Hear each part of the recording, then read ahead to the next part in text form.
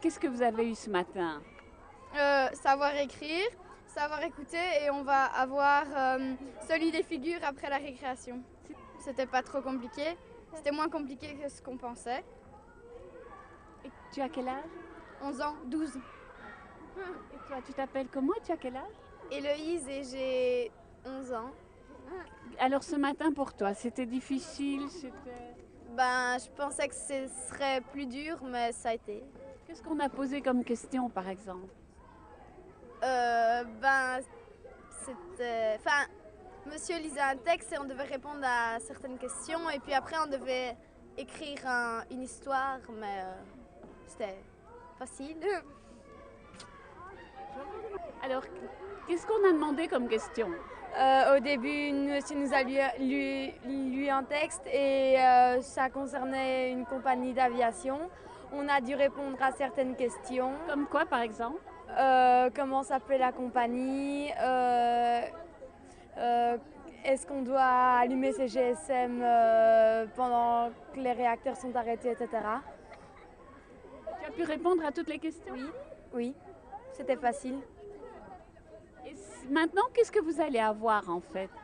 Solide des figures. Et ça veut dire quoi ça? Un peu géométrie. Et là, tu connais bien, tu es prête? Voilà, ça va, j'ai étudié beaucoup hier, pendant le week-end surtout, mais j'espère que ça va aller. Merci. Les garçons! Elle est bien claire, bien claire. Je pourrais mettre le micro. Allez, je commence par toi. Qu'est-ce qu'on a eu comme examen ce matin? On a eu de savoir lire et savoir écrire. Savoir écouter. Savoir écouter, pardon. On recommence, oui. Donc, qu'est-ce qu'il y a eu comme examen ce matin? Qu'est-ce qu'il y a eu comme question? On nous a lu un texte sur des passagers dans un avion. Et puis, on a eu un savoir écrire. On devait faire un conte avec un conte imaginaire sur s'il y avait des sorcières, un géant et des lutins.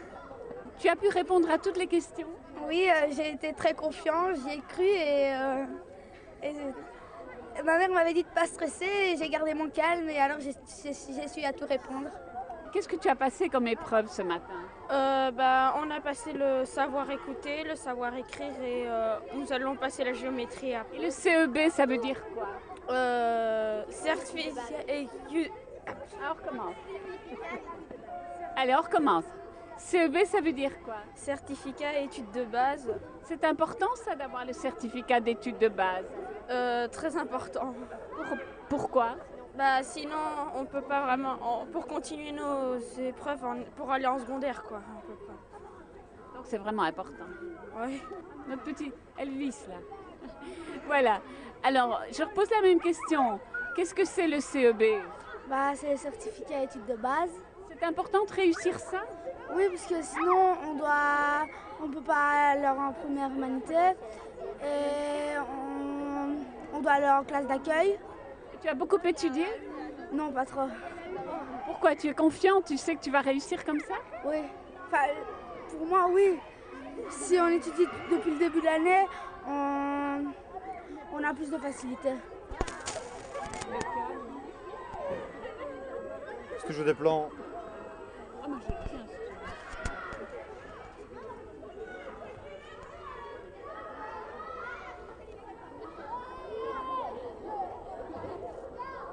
Alors, combien les enfants doivent-ils obtenir pour réussir en fait? On leur demande 50% pour les épreuves externes, 50% en maths, en français, en éveil. S'ils ont bien travaillé pendant l'année, normalement, ils doivent réussir ceci? Oui, disons que je n'irai pas jusqu'à dire que c'est une formalité, mais s'ils ont travaillé régulièrement pendant l'année, toutes les matières ont été vues, donc ça ne doit pas être vraiment un obstacle infranchissable pour eux. C'est quand même une épreuve. C'est une épreuve parce qu'à la clé, il y a le CEB, donc le certificat d'études de base. C'est peut-être un peu ça qui les stresse au départ. Disons que c'est vraiment la première épreuve avec quelque chose à la clé.